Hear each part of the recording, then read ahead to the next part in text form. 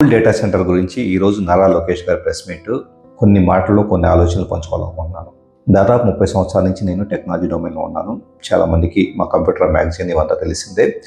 వాస్తవంగా ఈరోజు మాట్లాడే కొన్ని మాటలని నేను పరిశీలనగా గమనించడం జరిగింది.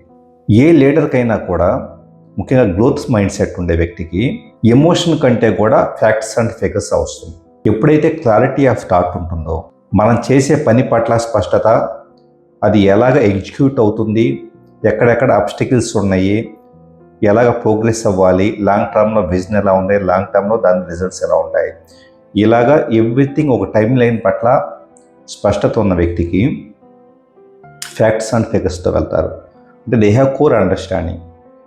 ఈరోజు నారా లోకేష్ గారి ప్రెస్ మీట్లో పూర్తిగా కూడా గత 13 నెలల కాలంలో ఇది డేటా సెంటర్కి సంబంధించిన ఎలా ప్రోగ్రెస్ అవుతూ ఉంది, 12 నెలలు అనుకున్నాం కానీ 13 నెలలు పట్టింది, కొన్ని పర్మిషన్స్ వీటన్నిటి లేట్ వల్ల, ఇలాగ ఎంత డీటెయిల్గా ఎక్స్ప్లెయిన్ చేసుకుంటూ దాంట్లో ఫ్యాక్ట్స్ అండ్ ఫిగర్స్తో ఎలాంటి ఎమోషనల్ కాంపోనెంట్లు లేకుండా, ఈ మాట బాగా గుర్తుపెట్టుకోవాలి. వాస్తవంగా బిజినెస్ స్కూల్స్లో మాత్రమే మనిషిలో ఎమోషనల్ కాంపోనెంట్ లేకుండా చాలా ఉన్నది ఉన్నట్లుగా ప్రాక్టికల్గా స్పష్టంగా క్లారిటీ ఆఫ్ థాట్తో మాట్లాడుతూ ఉంటారు. అంతర్జాతీయంగా పెద్ద పెద్ద సంస్థలతో సమావేశాలు జరిపేటప్పుడు వాళ్ళు మన బాడీ లాంగ్వేజీ, మన భాష, మన వ్యక్తీకరణ, అందులో ఏదైనా హిడెన్ ఇంటెన్షన్ ఉందా, ఇలాంటి ఎన్నో పరిశీలిస్తూ ఉంటారు. అలాంటి ఎన్విరాన్మెంట్ని ఫేస్ చేసి పెద్ద పెద్ద కంపెనీ ప్రతినిధులతో దేశీయంగా అంతర్జాతీయంగా కలుస్తూ ఎవ్రీథింగ్ ఒక గ్రోత్ మైండ్ సెట్తో, ఒక ప్రోగ్రెసివ్ మైండ్ సెట్తో కోర్ లెవెల్లో తనకు తానుగా వర్క్ చేస్తూ చాలా డీప్ అండర్స్టాండింగ్ కలిగిన వ్యక్తిగా నాకు నారా లోకేష్ గారు కనిపించారు. ఖచ్చితంగా అలాంటి లీడర్స్ అనేది ఈరోజు తెలుగు సమాజానికి ఉండటం ఒక అదృష్టంగా భావించాల్సి ఉంటుంది. అలాగే ఆయన మాట్లాడిన ప్రతి మాటలో కూడా కంపార్ట్మెంటలైజేషన్ గమనించున్నాను. ఎందుకంటే ఒక లీడర్ అన్న తర్వాత రకరకాల టాస్క్లు ఉంటాయి. ఈ క్షణం ఒక పర్టిక్యులర్ టాస్క్ మీద వర్క్ చేస్తూ ఉండొచ్చు. ఒక 12 నెలల టైం ఫ్రేమ్ని తీసుకుందాం.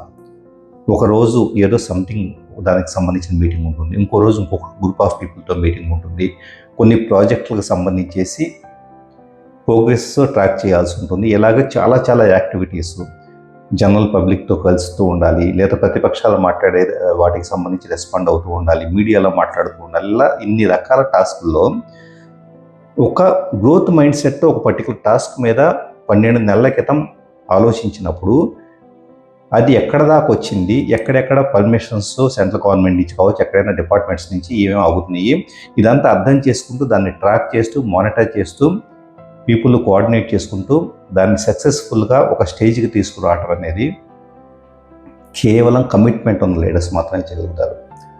ఈరోజు ఆయన మాట్లాడే ప్రతి మాటలో కూడా ఆ హార్డ్ వర్క్ కనపడుతూ ఉంటుంది. బయట చూసే వాళ్ళకి ఏముందిలే, ఏదో ఆఫీస్ వస్తుందంట, గూగుల్ ఆఫీస్ వస్తుందంట అదే అని చెప్పేసి అనుకోవచ్చు. బట్ దాని వెనక భవిష్యత్తుకి సంబంధించి ఆంధ్రప్రదేశ్ యువతరానికి ఒక మంచి భవిష్యత్తు ఇవ్వాలి అని చెప్పేసి అనే తప్పన, దానికోసము రాత్రింపగళ్ళు కష్టపడిన నేచరు అక్కడ కనపడుతుంది. అలాగే ప్రతిపక్షాలకు సంబంధించి ఏదో సంథింగ్ కొంతమంది రిపోర్టర్స్ అడిగినప్పుడు చాలా సింప్లిఫైడ్గా, చాలా ఈజీగా ఆ టాపిక్ నుంచి మళ్ళీ గ్రోత్ మైండ్ సెట్, ఎక్కడా కూడా తాను చేసే పని ఇది ఎలా ఉపయోగపడుతుంది, దీనికి సంబంధించి ఎలాంటివి వస్తూ ఉన్నాయి, ఎకో సిస్టమ్ని ఎలా డెవలప్ చేయాలి, ఎకో సిస్టమ్ డెవలప్మెంట్లో పాటుగా వచ్చేటప్పటికి మెంటరింగ్, మానిటరింగ్ ఇలాంటి వీటన్నిటికి సంబంధించేసి ఎలాంటి చర్యలు తీసుకుంటున్నాం.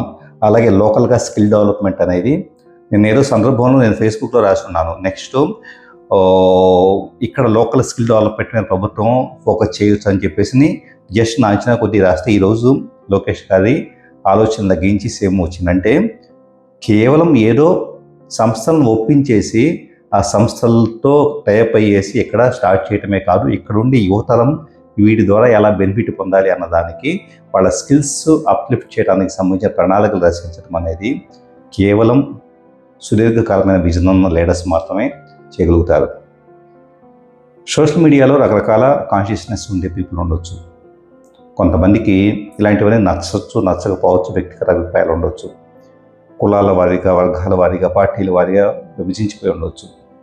బట్ ఎలాంటి కాన్షియస్నెస్ ఉన్న పీపుల్ అయినా ఒక లీడర్కి, భవిష్యత్తు గురించి ఆలోచించే లీడర్కి, క్లారిటీ ఉన్న లీడర్కి చేసే ప్రతి పనిలో ఫ్యాక్ట్స్ అండ్ ఫిగర్స్ ఆలోచన శక్తి కలిపి ఉండేసి ఉన్నది ఉన్నట్లుగా మాట్లాడుతూ ఆ డీల్స్ని అందరిని కలుపుకుపోతూ చేసుకుంటా ప్రోగ్రెస్ అయ్యే లీడర్కి ఉండాల్సిన క్వాలిటీస్ నేను లోకేష్ గారిలో చూస్తున్నాను. అలాంటి లీడరు ఈరోజు తెలుగు సమాజాన్ని ఉన్నందుకు గర్వపడాలి. భవిష్యత్తులో, ఆంధ్రప్రదేశ్ భవిష్యత్తులో చంద్రబాబు నాయుడు గారి తర్వాత ఆ స్థాయి గ్రౌండ్ లెవెల్ అండర్స్టాండింగ్ ఉండి ప్రపంచంలో ఎవరినైనా ఒప్పించగలిగే విధంగా, ఏ సంస్థనైనా ఇక్కడ తీసుకురాగలిగే విధంగా, అలాగే ఎమోషన్స్ ఇవన్నీ పక్కన పెట్టేసి for the sake of growth చాలా ప్రాక్టికల్ ఓరియంటెడ్గా ఉండే వ్యక్తిగా లోకేష్ గారు కనపడుతూ ఉన్నారు. డెఫినెట్గా it's our fortunate, we are very fortunate to have him as the leader in our state. Thank you for watching. ఇది కొంతమంది అనుకోవచ్చు, శ్రీధర్ గారు ఏదో పార్టీ వాస్తవం మీద ఉన్న టైం నేను ఫాలో అయితే కనుక I'm no way concern to any political party. నేను నా స్పిరిచువల్లో, మెడిటేషన్, రకరకాల ఉన్న ప్రాక్టీసెస్ ఇలాగ నేను టెక్నాలజీ డొమైన్లో 30 years నుంచి ఉన్నాను. కానీ అపార్ట్ ఫ్రమ్ దట్ నేను పూర్తిగా వేరే ఇంట్రెస్ట్ ఉన్న వ్యక్తిని, చాలా న్యూట్రల్ పర్సన్గా, భవిష్యత్తును కోరుకునే వ్యక్తిగా, ఒక భవిష్యత్తును అందించే లీడర్ ద్వారా నిజంగా దీని గురించి మనం మాట్లాడాలి అన్న దృక్పథంతో దీన్ని మాట్లాడడం జరిగింది. సో మీరు ఎలా తీసుకుంటే అది your perception only. Thank you.